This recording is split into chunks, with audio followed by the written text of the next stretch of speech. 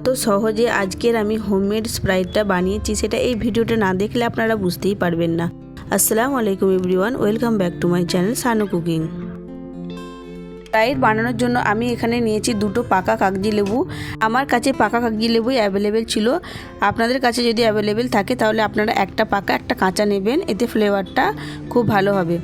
এবার কাগজি লেবুর খোসাটা আমি ছাড়িয়ে নিচ্ছি ছুরির সাহায্যে। এই খোসাটা আমার লাগবে, সেজন্য দুটো কাগজি লেবুরই খোসা আমি ছাড়িয়ে নিলাম। ছাড়ানো হয়ে গেছে। এবার দেখুন একটা বাটিতে আমি কাগজি লেবুর খোসাগুলো নিয়ে নিলাম। এবার আমি 3 চামচের মতো চিনি এখানে আমি অ্যাড করে দিলাম।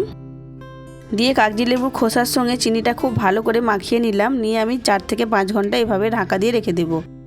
এই কাগজি লেবুর খোসার ফ্লেভারটাই আমার লাগবে, সেজন্য আমি ঢাকা দিয়ে এখন 5 ঘন্টার মতো রেখে দেব।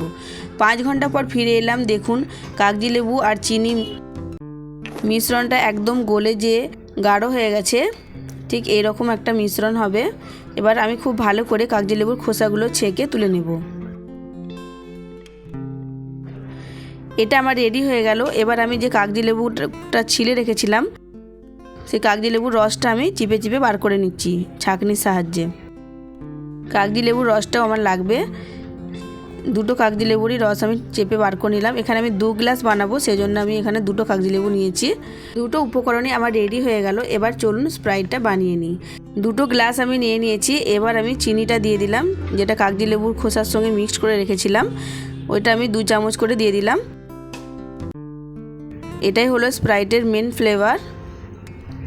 এবার আমি যে কাগজি লেবুর রসটা চেপে রেখেছিলাম সেই রসটাও দিয়ে দিলাম।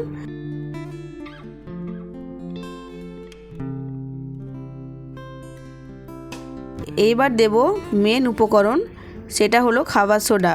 একদম 1 চিমটি করে দিয়ে দেব। দেখুন দেওয়ার সাথে সাথে কী সুন্দর স্প্রাইটের মধ্যে যেরকম ফেনা উঠেছে ঠিক সেরকম ফেনাটা তৈরি হয়ে গেছে, দেখে বুঝতেই পারছেন। এবার আমি ফ্রিজ থেকে একদম ঠান্ডা পানি এখানে আমি দিয়ে দেব।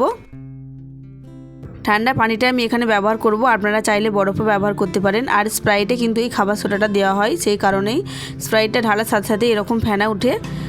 দেখে বুঝতেই পারছেন, কেউ দেখে বুঝতে পারবে না যেটা আপনারা বাড়িতে বানিয়েছেন নাকি দোকান থেকে কিনে এনেছেন। স্প্রাইটটা একদম পুরো দোকানের মতনই স্প্রাইটটা তৈরি হয়েছিল। বন্ধুরা আপনারা অবশ্যই বাড়িতে একবার ট্রাই করবেন। এই গরমে 1 গ্লাস স্প্রাইট হলে আর কি চাই। যদি আজকের রেসিপিটা একটু ভালো লেগে থাকে তাহলে প্লিজ লাইক কমেন্ট শেয়ার করে দেবেন। আর নতুন বন্ধু হয়ে কেউ রেসিপিটা দেখে থাকলে তাহলে প্লিজ চ্যানেলটা সাবস্ক্রাইব করে আমার পাশেই থাকবেন। আর পাশে থাকা বেল আইকনটা প্রেস করে দেবেন, যাতে করে আমি নতুন কোনো ভিডিও ছাড়লে সবার আগে আপনাদের কাছে পৌঁছে যায়। আর কেমন লাগলো স্প্রাইটের রেসিপিটা অবশ্যই কমেন্টে এসে জানাবেন। আজ তাহলে আসি বন্ধুরা, ফিরে আসবো নতুন একটা ভিডিও নিয়ে। ততক্ষণ সবাই ভালো থাকবেন। আল্লাহ হাফিজ।